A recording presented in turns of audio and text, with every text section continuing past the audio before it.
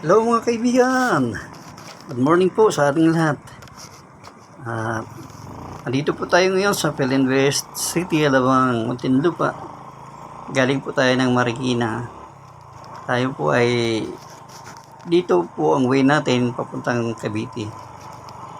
At papakita ko po sa inyo paano po yung pinagbago sa lugar na ito. Siguro dati kung pasyal po kayo dito mga 2002 hanggang 2006, dito po ako palagi nung time na yun, pero ang laki na po ng pinagbago ng lugar na ito mga kaibigan. Kasi dati yung dito sa right side ko ay puro damuhan pa yan dyan, at may isang home depot dito. Yan pa lang yung natandaan ko dati, na yan pa lang po yung nakatayo dito na building. Tapos sa likuran po, puro damuhan pa ho yan. Kasi araw-araw ako dumadaan dito dati, 2002 hanggang 2006. Okay, mag-una po tayo at papakita ko pa sa inyo yung mga mga nababago sa lugar na ito. So, kakanan po tayo dito. Ang kalsada po na ito ay bago na ito. Dapat po hindi na tayo liliko dito. Ang original daan dito ay didiretso po doon. Tayo po ay kumanan. At dati po ay wala pa itong kalsada na ito. Puro po ito damuhan. At pati yung mga building po na yan mga kaibigan ay wala pa po yan dati. Pero ngayon napakaganda na, ang dami ng building. At papansin niyo po yung mga puno, dates po yan. Kaya tuloy galing nasa Saudi po tayo. Ang ganda mga kaibigan, di ba? Okay. Tapos yung sa kaliwa po ay yung bakod na yan ay ano po yan, underpass po yan papuntang South Luzon Expressway. Okay. Tapos napakalawak na po ng kalsada dito mga kaibigan. Yung kaliwa po, kanan po natin, puro mga building na. Okay, nandito po tayo sa stoplights. Ito, pagka kumanan po kayo dyan, ay pupunta po yan ng North Gate. Puro mga establishmento po yan, mga opisina, mga offices, mga condominium. Kaya napakalaki po ng improvements dito sa Alabang. Ngayon, nandito po tayo naghahantay na mag-go yung stoplights. At ipapakita po sa inyo mga kaibigan yung sa unahan pa dito na napakalagi din yung pinagbago. Kasi mas dumadami po yung mga building na natayo na po dito. Naalala nyo po ba itong lugar na ito? Siguro kung hindi pa kayo na punta rito mula noong 2006, siguro din yung maalala to. Okay, go na po tayo. At ating patutunguhan ay Alabang Town Center. Kaya ang lawak po ng daan, di ba? Yan sa stoplights na ating patutunguhan, ayan na po yung Alabang Town Center dati. At hanggang ngayon po, Alabang Town Center pa rin yan. At kung maalala niyo po yung South Supermarket ay nandyan pa rin. Yan, yung patutunguhan po natin ay stoplight. Okay, laki na po ng pinabago dito mga kaibigan.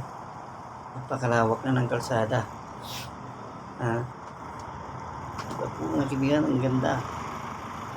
At ito, stoplights na po ito.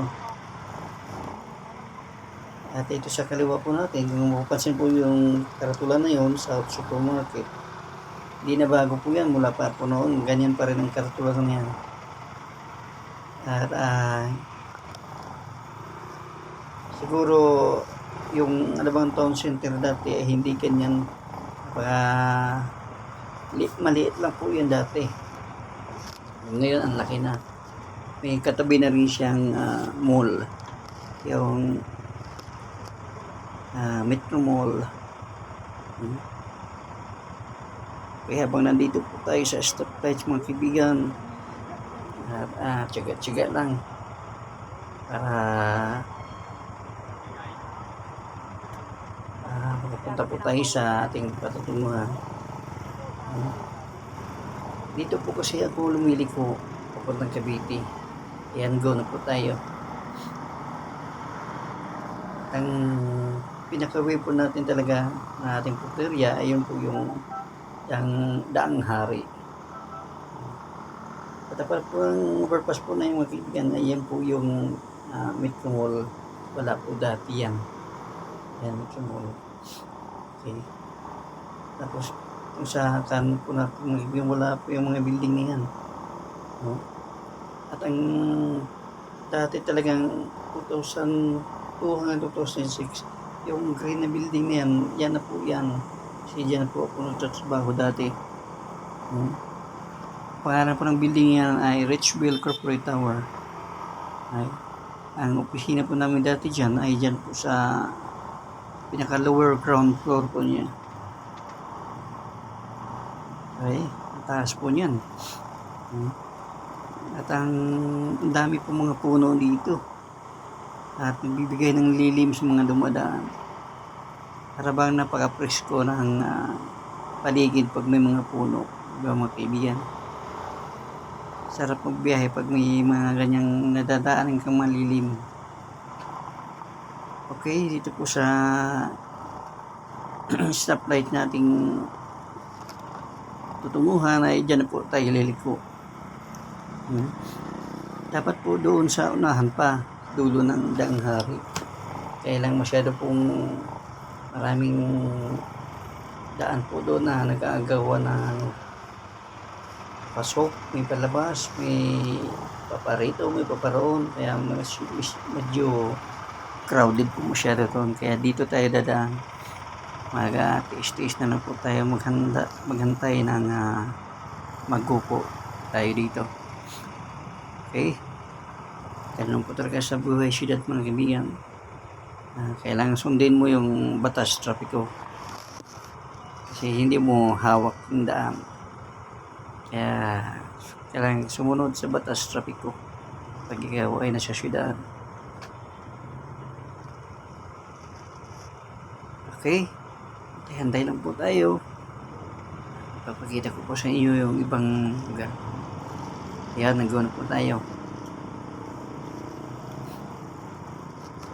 Kakaliwa po tayo dito mga kaibigan.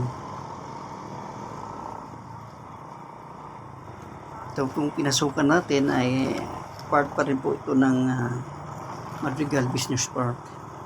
Mga kaibigan, kung napapansin po ninyo, puro building dito. Wala ka pong makikita ng mga vendors po dito, bawal po. Wala ka pong makikita mga talipapa, mga vendors, sinisita po ng mga gwardiya, mga roving security guard. Sinisita po nila, pinapaalis. Wala pong mga karito dito, mga nagtitinda ng mga kung ano-ano. Bawal po. Pang-opisina po ng lugar na ito dito. At kakanan po tayo, papunta na po tayong Daang Hari. Ayan, yung daan po na yun na po yung Daang Hari. Okay, kung napapansin po yung mga building mga kaibigan, yan po yung condominium. Hindi pa po nag-umpisa yan, hindi pa bukas. Ginagawa pa lang ho yan. Ang pagkakalang po yung harapan po natin na ito, yan po yung pinaka-gate o entrance ng ano na yan, ng mga condominium na yan. Okay, pupunta na po tayo ng Cavite at dire-diretso lang to. Ang pinakadulo po ng pisada na ito ay Molino, Cavite. At pagdating ng Molino, dire-diretso pa yan hanggang Aguinaldo Highway.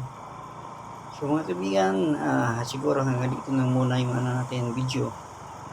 Kung napansin nyo pala mga bahay na yun, yan po yung Ayala Alabang Village.